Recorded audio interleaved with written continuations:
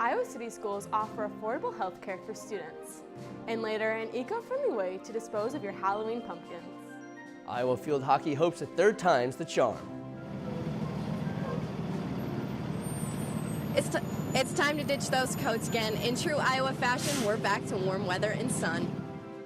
This is DITV News at 8:30.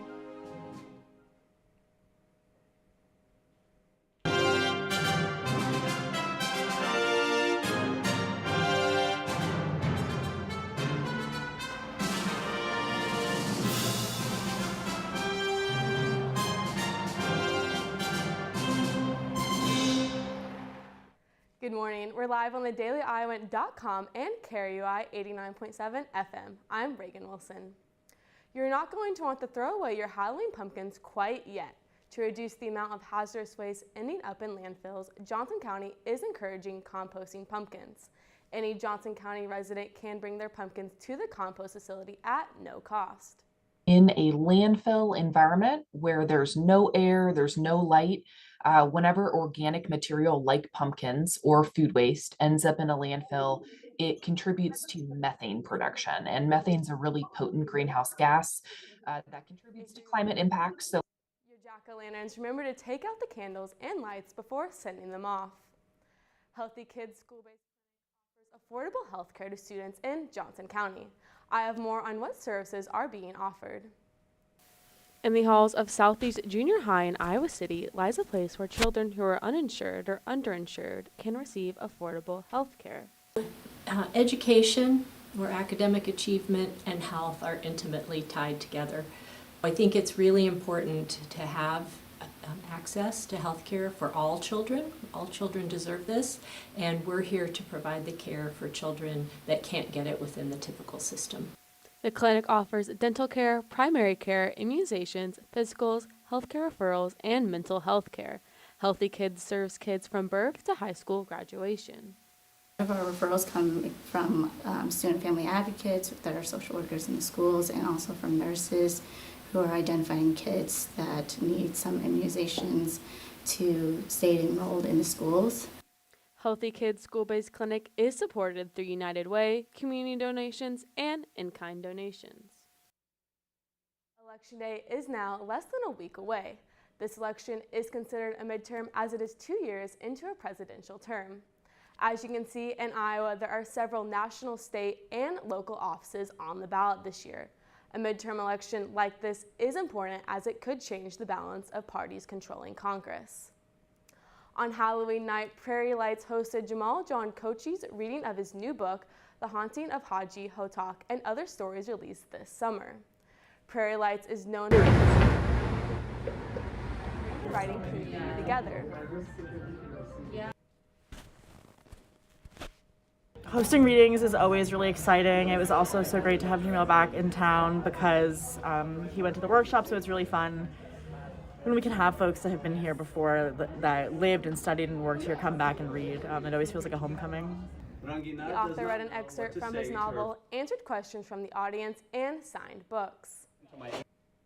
Prairie Lights it's an institution to me. It's one of my favorite bookshops in the world, and so being able to be here and to see the students and be here in Prairie Lights again, it's a total honor and a delight. For more information regarding future readings, go to this website or visit the bookstore. For the first time in 20 years, the pedestrian mall playground received an update and is now reopened to the public. The park's renovations include a new color scheme and the addition of a small slide and zip line, as well as a newly approved design that adds wheelchair access. This project was expected to cost $234,000, but ended up costing $600,000. The final addition will be a shade structure that will come in spring of 2023. Samantha, with the nice weather we've been having, what can we expect for the rest of the week? Well, Reagan, I am live here at the Pentacrest, and it is currently 47 degrees. As we look at outside, we're having some sunny weather. It's going to make your walk to class nice and easy. As we look at the rest of the day, we're seeing a high of 77 and a low of 59. Thursday stays warm with a few clouds and a high of 76 degrees and a low of 35. Moving into Friday, the temps start to cool down, starting at a high of 47 degrees and a low of 32. During the weekend, we see highs in the 50s and 60s and lows in the 40s, with a little bit of wind and clouds. Now to AJ with more. The Hawkeye sports are ramping up.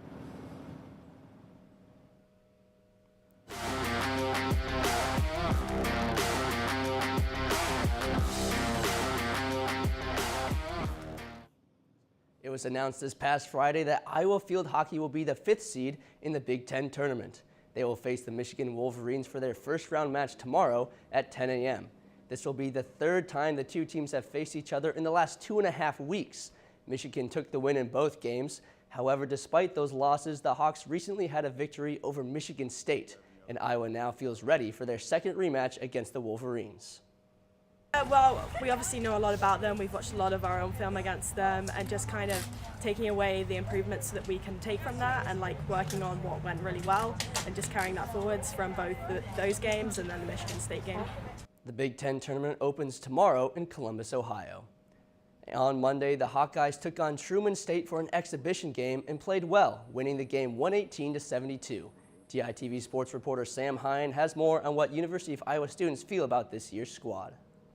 The Iowa Hawkeyes basketball team had a roller coaster kind of year last season, finishing 4th in the Big Ten with a 22-10 overall record and winning the Big Ten championship. Ultimately, they would lose to the Richmond Spiders in the round of 64 of the March Madness, leaving Iowa fans in disbelief. Ever since the loss to Richmond, multiple weapons have left. With that said, players that weren't as involved need to step up and fill the roles in a high-power offensive scheme.